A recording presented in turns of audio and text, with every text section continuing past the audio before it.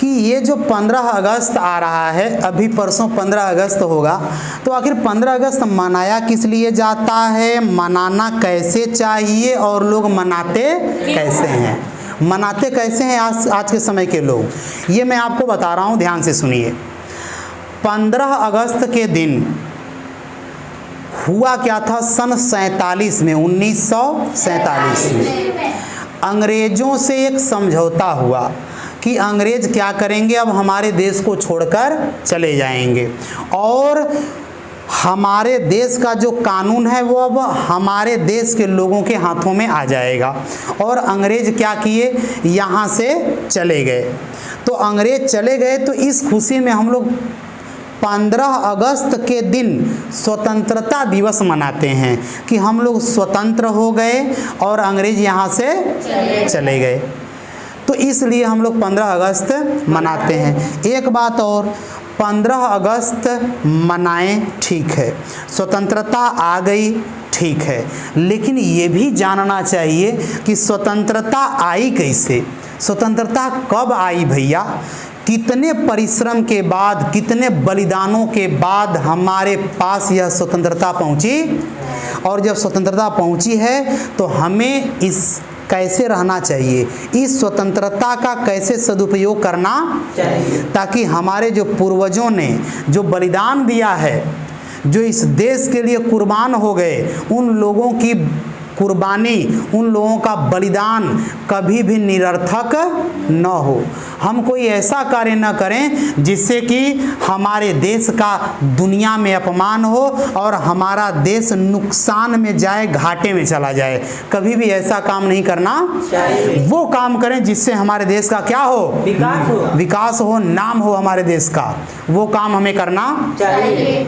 प्रत्येक 15 अगस्त के दिन व्यक्ति को यह शपथ लेना चाहिए कि मैं ये शपथ लेता हूँ कि अब अगले 15 अगस्त तक मैं वो काम करूँगा जिससे या तो मेरा नाम या मेरे देश का नाम या मेरे घर का नाम, मेरे परिवार का नाम, पिता का नाम रोशन होगा, मैं वो काम करूँगा। आज़ादी आई कैसे, अंग्रेज सबसे अंत में लूटने के लिए, तो हमारे देश को लूटने के लिए कितने शक आए, हूण, कुषाण, यवन, चंगेज, पठान, तुर्क, तातार, मंगोल, डच, फ्रांसीसी, पुर्तगाली, अंग्रेज, इतने लोग आए हमारे देश को लूटने के लिए। हमारा देश सोचिए कितने 1000-2000 सालों से गुलाम था। शक आए, हूण आए, कुषाण आए, यवन आए, चंगेज, पठान, तुर्क, इतने लोग आए और सबसे अंत में कौन आया हमारे देश को लूटने के लिए, अंग्रेज आए। बाकी लोग चले गए, मुसलमान हमारे देश में रहे और अंग्रेज आए। तो फिर क्या हुआ कि मुसलमान और हमारे देश के जो लोग थे हिंदू, इन लोगों ने मिल करके क्या किया, अंग्रेजों को भगाने का कार्य किया, जिसमें से बड़ी क्रांति हुई, क्रांति करनी पड़ी और हमारे देश के अनेक युवाओं और युवतियों ने अपने को इस देश के लिए बलिदान कर दिया। सोचिए, अपने को कुर्बान कर दिया इस देश के लिए। मैं नाम बताऊं, नाम किनका किनका गिनेंगे, करोड़ों लोग हैं जिन लोगों ने इस देश के लिए बलिदान दिया और हम लोग चंद लोगों का नाम जानते हैं और वो भी उन लोगों के बारे में जानते क्यों? क्योंकि आपको पढ़ाया ही नहीं जाता है कि आपकी आज़ादी मिली कैसे, आपको ये आज़ादी आप तक पहुंची कैसे, कैसे आज़ादी आई। कितने हमारे देश के नौजवान थे, कितनी युवतियां थीं जिन्होंने अपने को कुर्बान कर दिया देश के लिए। रानी लक्ष्मीबाई, रानी चेन्नम्मा, रानी दुर्गावती, पन्ना धाय, माता जीजाबाई, सुनिए नीरा आर्या, ऐसी युवतियां थीं, वीरांगनाएं थीं जिन लोगों ने अंग्रेजों से लड़ा, विदेशियों से जिन लोगों ने युद्ध किया और हमें आज़ादी दिलाई। राम प्रसाद बिस्मिल, अशफाक उल्लाह खां, बताइए, बटुकेश्वर दत्त, राजगुरु, सुखदेव, भगत सिंह, चंद्रशेखर आज़ाद, नेताजी सुभाष चंद्र बोस, वीर सावरकर, ऐसे लोगों ने, बताइए, खुदीराम बोस, ऐसे लोग जिनके नाम हम जानते तक नहीं हैं, मंगल पांडे, ऐसे लोगों ने हमें यह आज़ादी दिलाई और तब जाकर के यह आज़ादी हमारे पास आई। हम केवल क्या करते हैं, आज कैसे मना रहे हैं, स्कूलों पे मनाते हैं, कोई घर मना रहा है, कोई कहीं कहीं मना रहा है। होता क्या है, ध्यान दीजिए।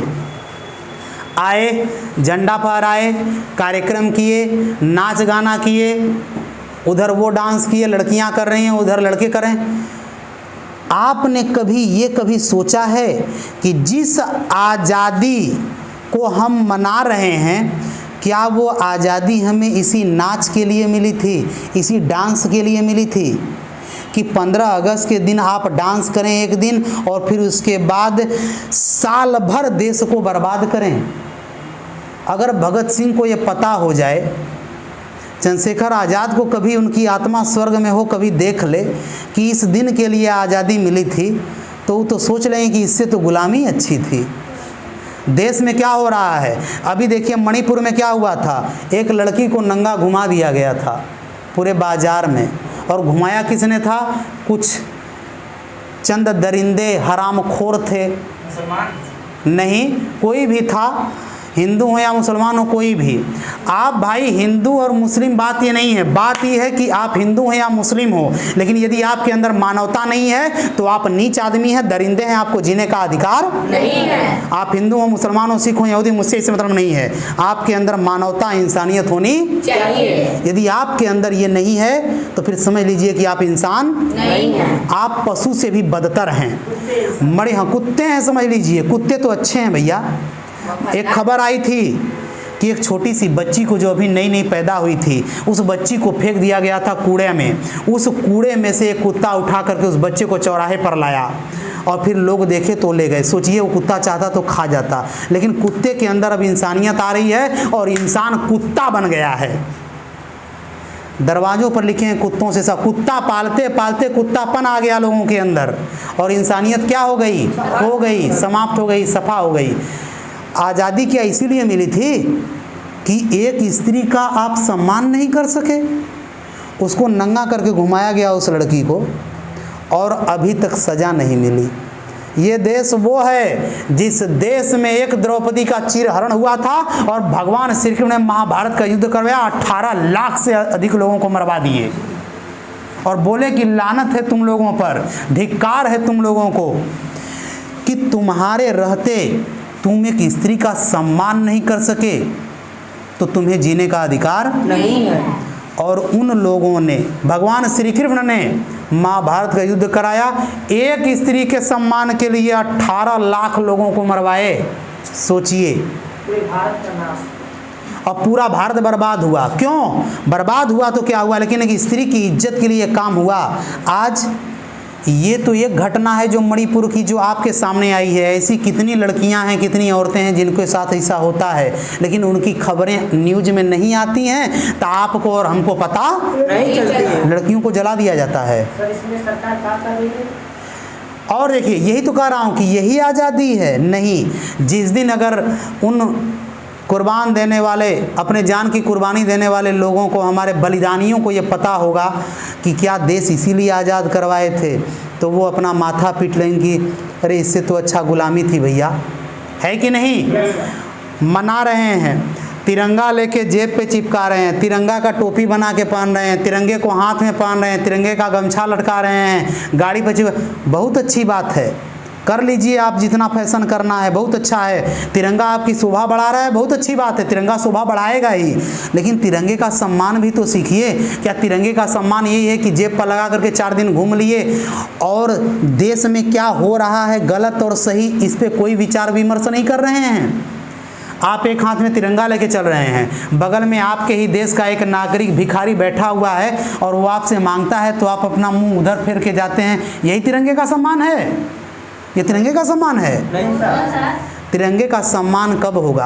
आप तिरंगा उठाएं ना उठाएं, तिरंगा लेके चलें ना चलें, लेकिन जब आप अपना ऐसा कार्य करते हैं कोई जो देश के हित में हो, देश की जनता के हित में हो, लोगों को उससे खुशियां मिलें, सुख मिले, तो समझ लीजिए कि आप अपने झंडे का सम्मान कर रहे हैं, भले ही आप झंडा हाथ में लिए हों या ना लिए हों। नाच लेना, गा लेना, खुशियां मना लेना, मिठाइयां खा लेना, बस हो गया, मन गया 15 अगस्त, मन गई 26 जनवरी, नहीं। आप ये सोचिए, झंडा किसे कहते हैं? झंडा वो है जो उस डंडे में लगा है। आप जो इस पे लगा के कर रहे हैं, चिपका के चल रहे हैं, टोपी बना के चल रहे हैं, ये झंडा है, झंडे का अपमान है। ये मनोरंजन कर रहे हैं अपने को, मतलब आप दिखा रहे हैं कि देखो देखो हम इतने खुश रहे हैं, अपने ऊपर लगा रहे हैं। बताइए तिरंगा किसके ऊपर लगाया जाता है, किसके ऊपर लिपटता है? शहीदों के ऊपर। आपने कौन सा कार्य कर दिया देश के लिए कि आप अपने ऊपर तिरंगा लगा के घूम रहे हैं? अगर इच्छा है कि हम लगाएं तिरंगा तो आप वो काम करिए कि लोग आपके ऊपर आकर के तिरंगा बिछाएं, लगाएं। तो पहले से मुद्दा है कि नहीं? हम पहले से ही मर गए लगा करके। सोचिए, तो देश में कुल मिला करके भगत सिंह, सुभाष चंद्र बोस, नेताजी, ये भी जितने वीरांगनाएं, वीर वीरांगनाएं थी, इन लोगों ने देश पर कुर्बान होकर के, देश पर बलिदान होकर के इन लोगों ने आज़ादी दिलाई। तो हमारा ये कर्तव्य बनता है कि हम देश को सहेजें, देश को अपना समझें और देश के लिए कार्य करें। तब आपका 15 अगस्त स्वतंत्रता दिवस और 26 जनवरी गणतंत्र दिवस मनाना सार्थक होगा। अन्यथा फिर आप मनाते रहें 15 अगस्त, मनाते रहें 26 जनवरी, लोग भूख से मरेंगे, लोग घर बिना मरेंगे, लोग बीमारियों से मरेंगे, औरतों पर जुल्म ढाया जाएगा, औरतों को ऐसे ही नंगा घुमाया जाएगा और कोई कुछ बोलने वाला नहीं। आप मनाते रहें, कुछ होने वाला नहीं। तो भाई 15 अगस्त और 26 जनवरी स्वतंत्र दिवस और गणतंत्र दिवस मनाने का आपका एक उद्देश्य होना चाहिए कि आप जब मनाएं तो ये सोच विचार कर करें कि आप जो भी कार्य करेंगे वो आपके देश के हित के लिए होगा और आपके काम से कभी देश का नुकसान ना हो।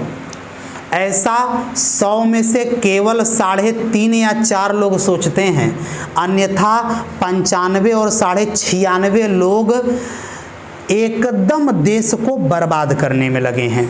कोई कुछ नहीं सोच रहा है कि देश कहाँ जा रहा है, हम क्या कर रहे हैं, शिक्षा कहाँ चली गई, शिक्षा की हालत भिक्षा में चली गई है, भिक्षा मांगने लायक भी नहीं बची है। आज आपको वो शिक्षा दी जा रही है जो शिक्षा आपके जीवन में कभी काम नहीं आएगी। भाई हम कौन सी शिक्षा लें जो हमारे जीवन में, जो हमें जीना सिखाए, जो हमें इस योग्य बना दे कि हम जो चाहें वो पा सकते, तब वो शिक्षा क्या कहलाएगी? सार्थक कहलाएगी।